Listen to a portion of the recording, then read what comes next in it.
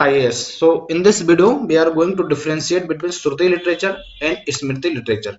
इस वीडियो में हम समझेंगे कि श्रुति लिटरेचर कौन कौन से होते हैं और श्रुति लिटरेचर क्यों कहा जाता है, साथ में स्मृति लिटरेचर क्या होता है और स्मृति लिटरेचर में कौन कौन से सोर्सेस आते हैं। इन सभी को यहाँ पर हम डिटेल्स में डिस्कस करेंगे। वेदास क्या होते हैं, ब्रह्मांस क्या होते हैं, कितने टाइप के वेदास होते हैं, उनमें क्या क्या इन्फॉर्मेशन दी जाती है जो आपके एग्जाम के पर्सपेक्टिव से काफी इंपॉर्टेंट होते हैं। राइट, उपनिषद क्या होते हैं, पुराण क्या होते हैं, वेदांश क्या होते हैं, धर्मशास्त्र क्या होते हैं, धर्मशास्त्र में कौन कौन सी बातें कही गई, इन सबको यहाँ पर डिस्कस करेंगे। लेकिन उससे पहले आपको दो वर्ड का मीनिंग समझना जरूरी है, एक है श्रुति लिटरेचर और एक है स्मृति लिटरेचर। अगर आप थोड़ी बहुत हिंदी जानते होंगे तो आप इन वर्ड को आसानी से समझ सकते हैं कि श्रुति लिटरेचर क्या होता है और स्मृति लिटरेचर क्या होता है ना। श्रुति लिटरेचर जैसे मतलब सुनना, ठीक है। श्रुति लिटरेचर में वो सारे इंफॉर्मेशन होते हैं जो सुनकर लिखी गई, राइट। ऐसा कहा जाता है कि गॉड ने जो ऋषिस होते थे पहले, उनको उन्होंने बताया और फिर ऋषिस ने क्या किया कि उन सारे इंफॉर्मेशन को कंपाइल किया और एक सोर्स ऑफ इंफॉर्मेशन बना दिया। तो यानी सुनकर जो लिख लिया जाए उसको हम श्रुति लिटरेचर कहते हैं, जिसमें आपके वेदास आते हैं, ऋग्वेद, यजुर्वेद, सामवेद एंड अथर्ववेद, ब्रह्मंस आते हैं, राइट, और भी कई सारे आते हैं जिनमें हम डिस्कस करेंगे। स्मृति लिटरेचर ये होता है, अगर मान लीजिए मैंने आपको कोई इंफॉर्मेशन बताकर रखी है, आपको वो इंफॉर्मेशन याद है, राइट, कुछ समय बाद आप उन इंफॉर्मेशन को कंपाइल करके एक लिटरेरी सोर्स या इंफॉर्मेशन सोर्स बना देते हैं। इसको होता है स्मृति। स्मृति मीन्स क्या होता है, याद किया हुआ चीज को हम लिख सकते हैं, याद किए हुए इंफॉर्मेशन को हम कंपाइल कर सकते हैं, वो होता है स्मृति लिटरेचर। एंड श्रुति लिटरेचर क्या होता है कि जो मैंने सुना उसको मैं लिख दूंगा, वो होता है श्रुति लिटरेचर, यानी सुना हुए को लिखना, कंपाइल करना। ठीक, इन दोनों में एक माइन्यूट डिफरेंस है, इस सुनकर लिखना या जो याद है उसको लिखना।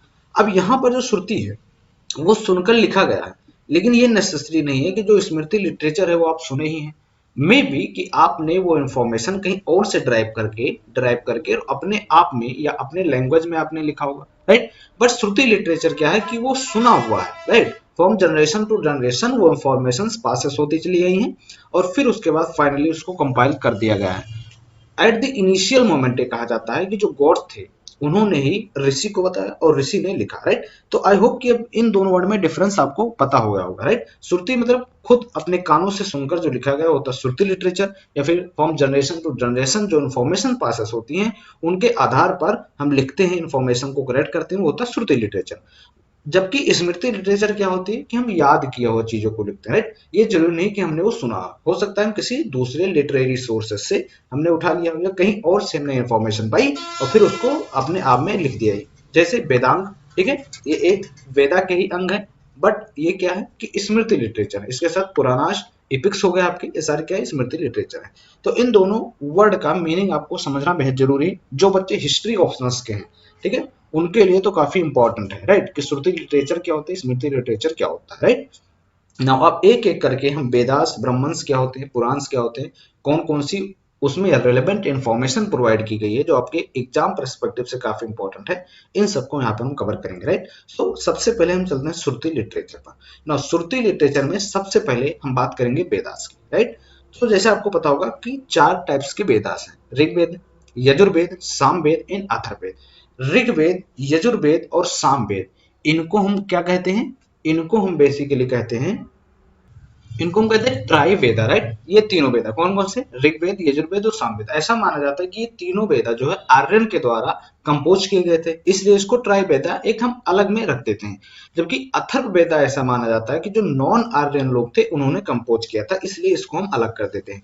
ऋग्वेदा आपके वैदिक एज में आता है, राइट, 1500 बीसी से लेकर 1000 बीसी तक ये मेनली ऐसा माना जाता है कि कंपोज किया गया है ऋग्वेदा। उसके बाद यजुर्वेद, सामवेद और अथर्ववेद, ये आपके लेटर वैदिक फेज में आते हैं, यानी 1000 बीसी से लेकर 500 बीसी तक ये कंपोज किया गया। तो आपको दो डिफरेंस यहाँ पर याद रखना। पहले बार ऋग्वेदा अर्लीस्ट टेक्स्ट है, ओके, जो ऋग्वेदिक एज में यानी 1500 बीसी से लेकर 1000 बीसी तक कंपोज किया गया था, ऐसा माना जाता है कि वो टाइम था, राइट। और ये जो है किसके द्वारा, आर्यन के द्वारा कंपोज किया गया।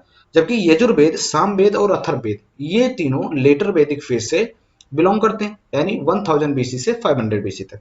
दूसरा डिफरेंस, ऋग्वेद, यजुर्वेद और सामवेद, इसको ट्राइवेदा कहा जाता है एक कंपाइल करके, क्योंकि ये आर्यन के द्वारा लिखा गया, जबकि अथर्ववेदा जो है वो नॉन आर्यन के द्वारा लिखा गया, ऐसा माना जाता है। अब हम एक एक करके डिस्कस करेंगे और समझेंगे कौन कौन से इंपॉर्टेंट पॉइंट हैं जो आपको एग्जाम के परस्पेक्टिव से, प्रीलिम्स हो या मेंस हो या फिर ऑप्शनल में आंसर राइटिंग के परस्पेक्टिव से याद रखना है, राइट। पहला जो हम बात करेंगे वो ऋग्वेदा। नाउ ऋग्वेदा में 1228 हाइमन्स यहाँ पर आपको देखने को मिलेंगे, और ये जो है 10 मंडल यानी 10 बुक्स में जो है डिवाइड है, राइट। जो ईच मंडल है वो एक पार्टिकुलर फैमिली ऑफ सीड्स के डिनोट करते हैं। जैसे मान लीजिए जो इसका थर्ड मंडल है वो विश्वामित्र से एसोसिएटेड है, राइट। उसके बाद जो सिक्स्थ मंडल है वो वशिष्ठ से एसोसिएटेड है। तो प्रत्येक मंडल हर एक फैमिली ऑफ सीड्स से जो है एसोसिएटेड है, राइट। तो 1028 हाइमन्स इसमें है और ये 10 मंडल में डिवाइड है, राइट। इसके साथ जो गायत्री मंत्र है आपका वो याद रखना है कि थर्ड मंडल में आता है, राइट। जो गायत्री मंत्र है वो किस किस देवी को डेडिकेटेड है, वो है Savitri, that is goddess of light, right. वो आपको तीसरे मंडल में मिलेगा। उसके बाद आपने पढ़ा होगा बैटल ऑफ 10 किंग के बारे में, राइट, जिसको हम 10 राजन बोलते हैं। किस रिवर के किनारे होता, पुरुषों में, यानी किस रिवर पर, रवि रिवर के किनारे पर जो बैटल ऑफ 10 किंग हुआ था जिसमें भरत कलान जीता था, वो आपको यहाँ पर मेंशन मिलेगा 7वें मंडल में, राइट। इसके साथ पुरुषोक्त, पुरुषोक्त बहुत ही इंपॉर्टेंट चीजें हैं क्योंकि यहीं पर पहला रेफरेंस जो हमको वर्णा सिस्टम का मिलता है, राइट। पुरुषोक्त में, पुरुषोक्त जो है 10th मंडल में है और यहाँ पर ये 4 वर्णा को डिस्क्राइब किया गया है कि 4 वर्णा कहाँ कहाँ से बेसिकली ओरिजिनेट हुए हैं, ठीक है। जैसे माउथ, आर्म्स, वेली और लेग्स। माउथ से आपका ब्राह्मण्स, आर्म्स से आपका क्षत्रिय, वेली से वैश्य एंड लेग्स से शूद्राश। ये चारों वर्णा क्रिएटर द्वारा बनाए गए हैं। तो पहला रेफरेंस जो वर्णा सिस्टम का पुरुषोक्त में मिलता है जो 10वें मंडल में है, राइट। तो इन सबको जो है याद रखना है। नेक्स्ट है हमारा यजुर्वेद, राइट। यजुर्वेद में बेसिकली जो हम यज्ञ या हवन वगैरह करते हैं उससे एसोसिएटेड हाइमन्स जो होते हैं ना, एक हिसाब से कह लीजिए जो पंडित लोग बोलते हैं जब वो हवन वगैरह करवाते हैं, वो इसमें बताया गया है, किसमें, यजुर्वेदा में, राइट। जो रिचुअल्स के लिए यूज होते हैं या फिर सेक्रीफाइसेस के लिए यूज होते हैं। इसके साथ में जब हम डिफरेंट सेक्रीफाइसेस करते हैं तो कौन सा प्रोसीजर हमको फॉलो करना चाहिए, ये भी जो है यजुर्वेदा में बताया गया है, राइट। अब इसके 2 पार्ट हैं, ये आपको याद रखना है, आगे भी काम आएगा। एक है कृष्ण यजुर्वेदा, राइट, और एक है शुक्ल यजुर्वेदा। जो कृष्ण यजुर्वेदा वो प्रोज फॉर्म में, राइट, और जो शुक्ल यजुर्वेदा वो वर्ष के फॉर्म में, ये भी आपको याद रखना है। नेक्स्ट है हमारा सामवेद। सामवेद जो है बेसिकली ये डिनोट करता है म्यूजिकल फॉर्म को, राइट। सामवेद किसको डिनोट करता है, म्यूजिकल फॉर्म को। इसमें जो है 1063 हाइमन्स दिए गए हैं, ठीक है, और इसको जो है मेलोडी के अकॉर्डिंग, ठीक है, अरेंज करके रखा गया है। चौथा हमारा वेद है वो अथर्ववेद। अथर्ववेद में 711 हाइमन्स हैं और 20 खंड में यानी 20 सेक्शंस में डिवाइड है। अथर्ववेद जो है बेसिकली किस लिए है, जो आपके जो इविल स्पिरिट को दूर करने के लिए अथर्ववेद में जो हाइमन्स दिए गए हैं वो बताते हैं। बेसिकली जो सुपरस्टिशियस थिंग्स होती है या फिर पॉपुलर बिलीफ्स होते हैं वो इसमें बताए गए हैं, राइट। तो जैसे जो होते नहीं है, जो कह सकते हैं कि जादू मंत्र टोना वाले, तो उन सब के बारे में मतलब जो हाइमन्स होते हैं उनसे एसोसिएटेड वो जो है अथर्ववेदा में आपको दिखाई देंगे, राइट। तो ये चारों वेदा का एक जनरल डिस्क्रिप्शन होगा। जो मैंने आपको ऋग्वेदा के बारे में बताया, जो थर्ड मंडल है, 10th मंडल, 7th मंडल, ये आपको याद रखना है क्योंकि ये सारे एग्जाम में पूछे जा चुके हैं, right. Now let's come to Brahmans क्या होते हैं। ये बहुत बच्चे इसमें कंफ्यूज रहते हैं कि ब्राह्मण्स होते हैं। देखिए ऋग्वेद को समझना इतना आसान नहीं है, राइट। ऋग्वेद की जो लैंग्वेज है वो काफी टफ लैंग्वेज है। इवन जो संस्कृत अच्छे से जानता हो वो भी उसको आसानी से समझ नहीं पाएगा।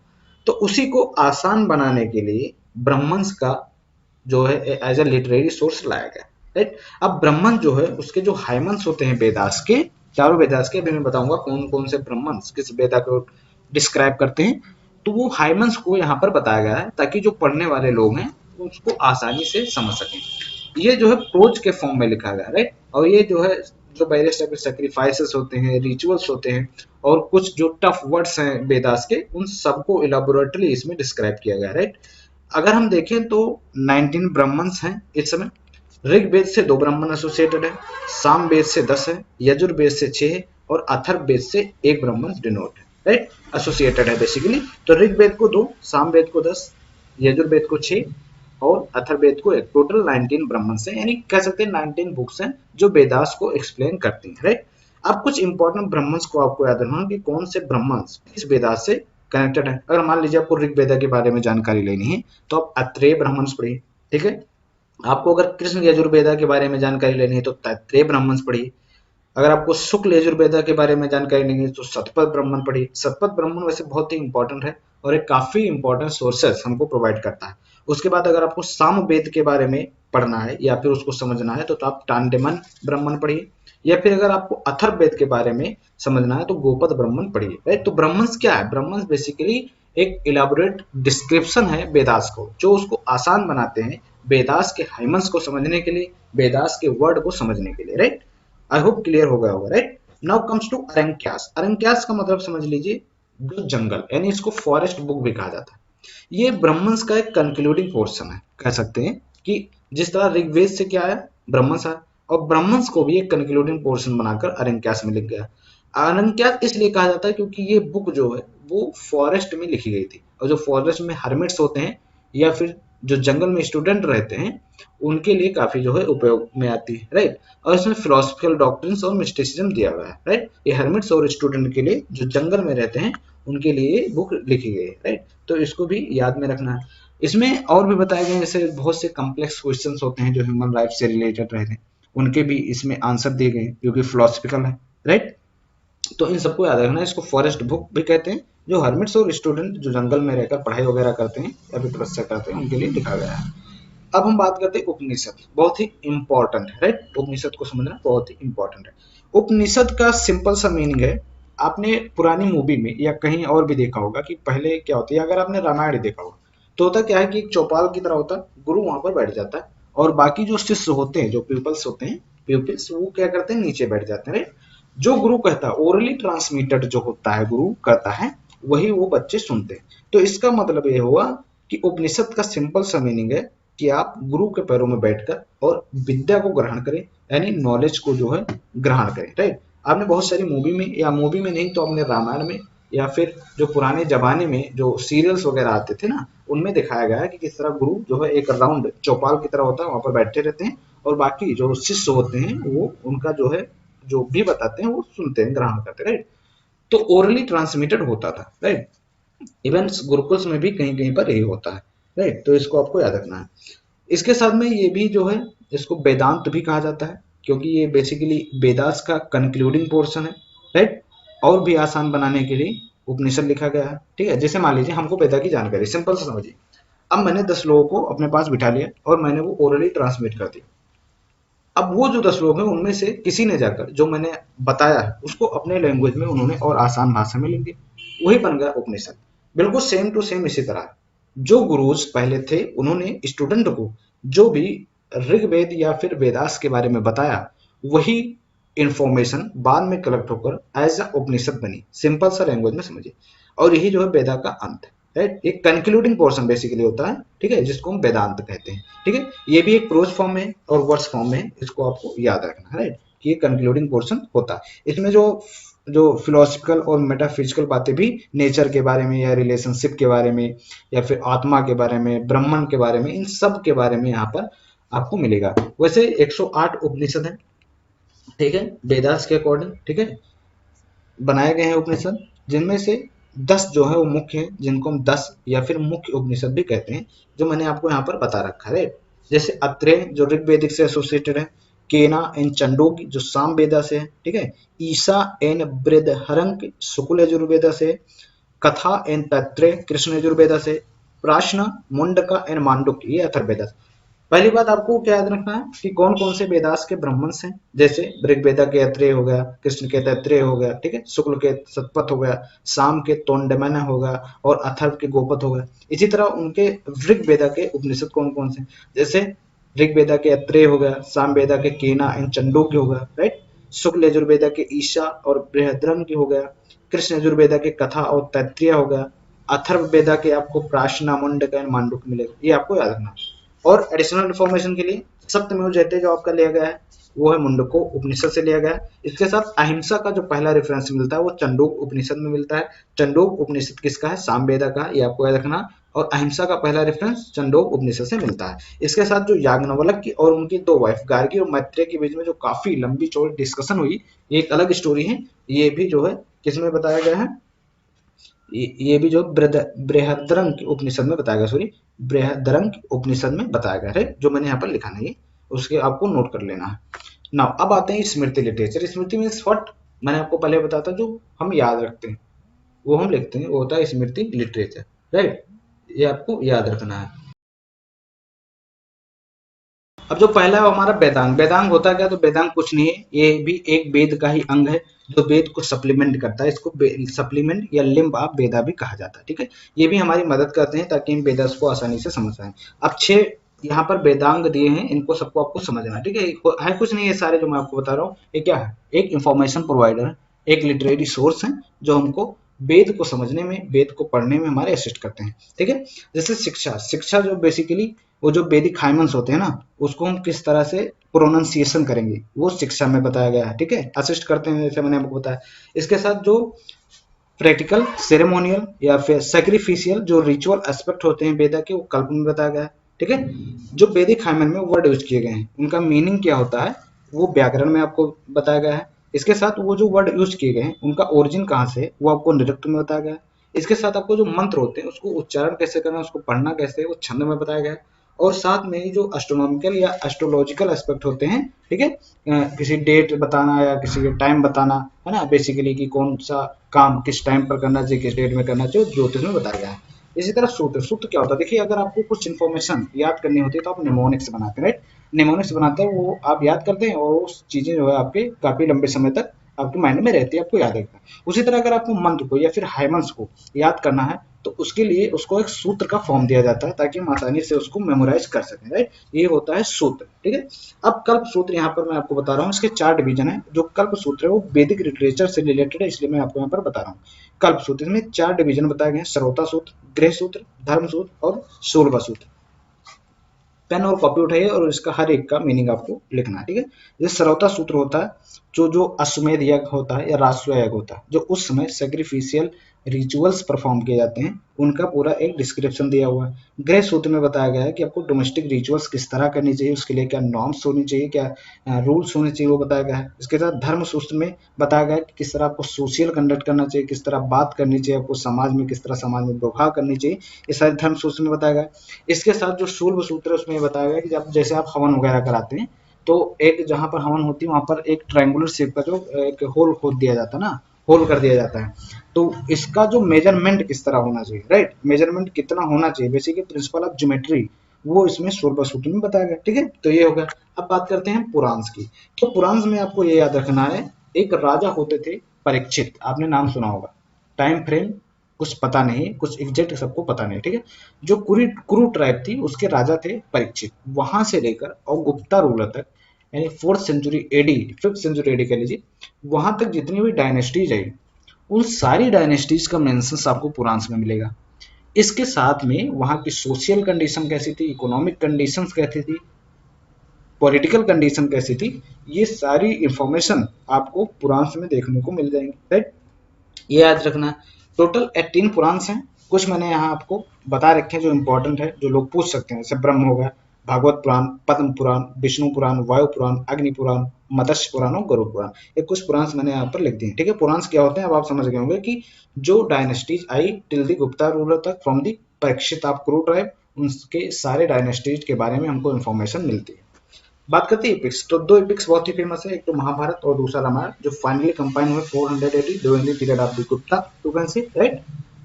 और बेसिकली ये भी आपको याद रखना है कि 10th सेंचुरी बीसी से लेकर एंड 400 एडी तक, 400, ठीक है, यानी 4th century AD, 10th BC से लेकर 4th सेंचुरी एडी तक सोशल कंडीशन किस तरह थी, इकोनॉमिक कंडीशन किस तरह थी, पॉलिटिकल कंडीशन किस तरह थी, ये सारी बातें जो है आपको रामायण और महाभारत में मिल जाएंगी, राइट। कब से, 10th सेंचुरी से लेकर 4th सेंचुरी एडी तक, ठीक है, ये आपको महाभारत में मिल जाएंगी। अब एक एक करके थोड़ा जानकारी ले लेते हैं। जैसे रामायण, रामायण जो वाल्मीकि द्वारा इसको कंपोज किया गया, ठीक है, ऐसा आपको पता होगा। ओरिजिनली इसमें जो 6000 वर्सेस थे, फिर उसके बाद 12000 वर्सेस हुए, एंड देन इसको एक्सपेंड कर दिया गया 24000 वर्सेस तक, और इसमें 7 कांड है, ठीक है, यानी 7 सेक्शन है, ठीक है।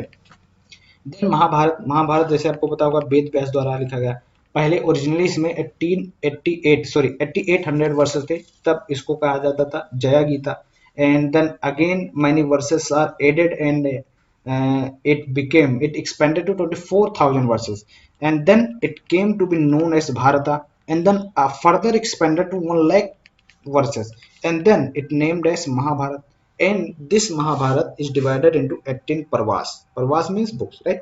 तो पहले 8800 वर्सेस, तब उसको जय गीता, देन 24,000 वर्सेस, तब उसको Bharat, and then again it expanded to 1 lakh verses, and then it is called Mahabharata in 18 परवास या फिर book. And in addition to Harivamsha supplement भी इसमें आता है, ठीक है। एक बात और आपको याद रखनी है कि जो भगवत गीता है वो किस पार्ट का है, तो ये भीष्म पर्व पार्ट का है, ठीक है। जो 18 पर्व में भीष्म पर्व है उसमें भगवत गीता है, ठीक है, ये आपको याद रखना है। इपिक्स होगा उपवेदा ना। उपवेदा क्या है, बेसिकली ये भी वेद से ही एसोसिएटेड है। हर एक वेदा का उपवेदा है जो बेसिकली उसके बारे में, वेद के बारे में इंफॉर्मेशन और हमको असिस्ट करता है बेसिकली वेद को समझने के लिए। जैसे मैं आपको यहाँ पर 4 वेद बता रहा हूँ। धनुर्वेद, धनुर्वेद जो आर्ट ऑफ वारफेयर से डील करता है और ये ऋग्वेदा से एसोसिएटेड है, ठीक है। हर एक वेद का आपको उपवेद याद रखना है, ठीक है। धनुर्वेद किससे, आर्ट ऑफ वारफेयर, और किससे एसोसिएटेड है, ऋग्वेदा से, ठीक है। उसके बाद गंधर्व, गंधर्व बेसिकली म्यूजिक से है, तो किससे रिलेटेड होगा, यजुर्वेद से, ठीक है। उसके बाद शिल्प वेद है, शिल्प वेद आर्ट और आर्किटेक्चर से, जो एक साम वेदा का पार्ट है। फिर आयुर्वेद है, आयुर्वेद जो बेसिकली एक अथर्व वेदा का उपवेद है, राइट। तो इन सारे बातों को आपको याद रखना है। नाउ लास्ट है जो धर्मसूत्र। धर्मसूत्र बेसिकली एक रिलीजियस लॉज का सोर्स है हिंदू के लिए, ठीक है, ये आपको याद रखना। वैसे 18 मेन स्मृति या धर्मशास्त्र है, ठीक है। कुछ इंपॉर्टेंट का अगर आप लिखना चाहें तो लिख सकते हैं, जैसे मनु हो गया, ठीक है, और याज्ञवल्क्य हो गया, प्रसरा हो गया, ठीक है। और भी कई हैं जैसे विष्णु है, दक्ष है, सामवर्त है, व्यास है, ठीक है। क्या मैं बता रहा हूँ, स्मृति में बता रहा हूँ, ठीक है। हरिता है, सतपा है, ठीक है, वशिष्ठ है। तो सारे क्या है, 18 मेन स्मृति से या फिर धर्मशास्त्र। एक एक करके हम 2-3 स्मृति को यहाँ पर देखेंगे। जैसे मनुस्मृति, मनुस्मृति को कंपाइल किया गया था 2nd से 3rd सेंचुरी एडी तक, और इसको इंग्लिश में ट्रांसलेट किया गया बाय विलियम जोन्स के द्वारा इन 1794 में, ठीक है। इसमें और आपको याद रखना कि 18 वर्सेस मनु के लिए इसमें एट्रीब्यूट किए गए हैं, और 2000 प्लस वर्सेस जो उनके डिसाइपल से भृगु, उनके दोनों एट्रीब्यूट हैं, ठीक है। यानी 58 वर्सेस मनु ने लिखा था मनुस्मृति का, एंड 2000 प्लस वर्सेस उनके जो शिष्य थे भृगु ने लिखा था। ये बात आपको याद रखना। इसके साथ मेनली ये 2 कम्युनिटी को टारगेट करता है, जो वर्णा सिस्टम में 2 ऊपर के हैं उनको टारगेट करता है। जब ब्राह्मण्स, ब्राह्मण्स के लिए यहाँ पर 1034 जो वर्सेस हैं वो दिखाए गए हैं।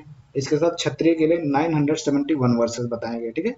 एक बात और आपको याद रखनी है कि इस मनु स्मृति पर 2 लोगों ने कमेंट्री लिखी जो काफी फेमस है। एक है आपका भरूची और एक है मेदिती, ठीक है। तो अगर इस तरह के क्वेश्चंस आते हैं, कमेंट्री पूछता है मनु स्मृति पर, तो हम बता देंगे।